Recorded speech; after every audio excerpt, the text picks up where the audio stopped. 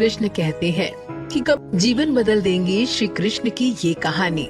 श्री कृष्ण कहते हैं कि कभी किसी पंछी को आपने घोंसला बनाते देखा है?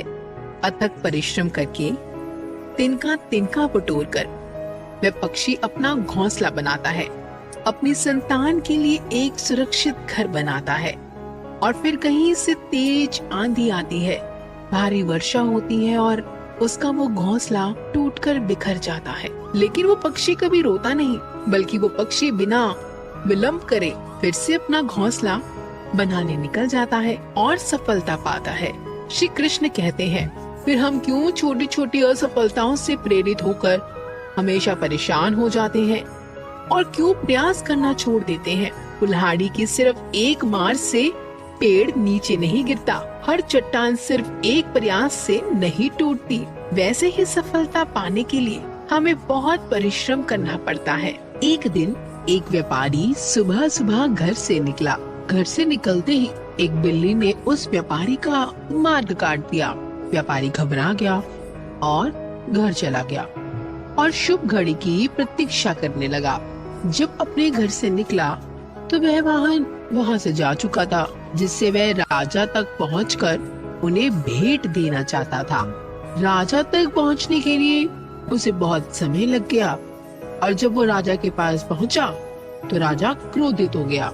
उसने उस व्यापारी का व्यापार बंद करवा दिया। इस कारण व्यापारी क्रोधित होकर घर गया और अपनी पत्नी से लड़ बैठा।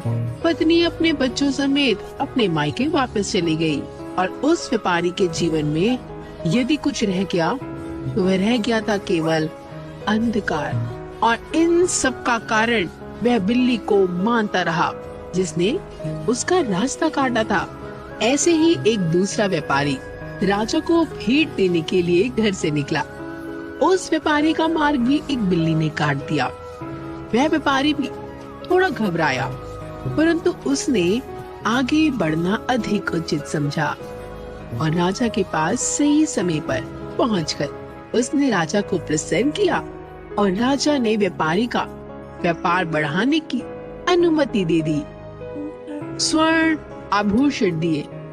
व्यापारी घर पहुंचा और उसने वो आभूषण अपनी पत्नी को दिए और अपने बच्चों के लिए नए कपड़े भी लेकर आया। उसके घर के चारों तरफ प्रसन्नता थी। इन दोनों व्यापारियों के साथ एक ही घटना हुई, परंतु दोनों की प्रतिक्रिया अलग अलग थी। ऐसा हमारे जीवन में भी होता है। हमारे जीवन में भी कई समस्याएं आती हैं, परंतु उससे अधिक महत्वपूर्ण हमारी प्रतिक्रिया है और हमारी सोच का प्रभाव है, क्योंकि यही हमारे जीवन को आकार देती है। इसलिए अपनी सोच को सकारात्मक रखिए, आपका जीवन सदैव आनंदमय रहेगा।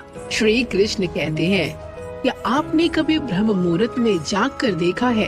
अगर नहीं तो एक बार जरूर जाग कर देखिए। संध्या होने के पश्चात जब रात्रि का अंधकार सारे संसार को धीरे धीरे अपने अंधकार में निगलने लगता है, तो यही अंधकार ब्रह्म मुहूर्त में घोर होने से अधिक पूर्ण, तनिक अधिक काला हो जाता है। हमारे जीवन में भी कुछ ऐसा होता है। जब हमारे जीवन की समस्याएं अपने अंत पर होती हैं, तो यही समस्याएं एक भीषण रूप लेकर हमारे समक्ष प्रस्तुत हो जाती हैं। और ऐसी परिस्थिति में अधिकतर लोग हार मान जाते हैं। परंतु यदि आप हार ना माने और बहना रखे और निरंतर रूप से आगे बढ़ते जाएं, तो प्रकाश के रूप में हमारा स्वागत करने के लिए सूर्य सदा हमारे समक्ष प्रस्तुत रहेगा। श्री कृष्ण कहते हैं कि हमारे जीवन में मित्र और शत्रु सबसे बड़ा महत्व रखते हैं। यदि गंभीरता से सोचा जाए तो ऐसा कोई क्षण नहीं होता जब हम अपने मित्रों के बारे में ना सोचते हो या फिर अपने शत्रु के बारे में ना सोचते हो। हमारा हर कार्य या तो मित्रों के हित के लिए होता है या फिर हमारे शत्रुओं के अहित के लिए होता है। हम हर स्थान या तो अपने मित्रों के साथ होते हैं या फिर अपने शत्रु के साथ। कोई नहीं चाहता कि उनका शत्रु प्रसन्न रहे। हर कोई अपने शत्रु को नष्ट कर देना चाहता है और ऐसा करने के लिए वह हर संभव प्रयास करता है। उसे आर्थिक, मानसिक, शारीरिक हानि पहुंचाने का प्रयास करता है। परंतु श्री कृष्ण एक ऐसा मंत्र बताते हैं जिसे हम अपने शत्रु को सदा के लिए नष्ट कर सकते हैं, और वो है अपने शत्रु को अपना मित्र बना लीजिए और अपने सारे शत्रु सदा के लिए समाप्त कर लीजिए। सो दोस्तों, हम आशा करते हैं कि आपको यह वीडियो जरूर पसंद आई होगी। अगर आपको यह वीडियो अच्छी लगी हो तो वीडियो को लाइक करें, और अगर हमारे चैनल पर आप नए आए हैं तो हमारे चैनल को सब्सक्राइब करें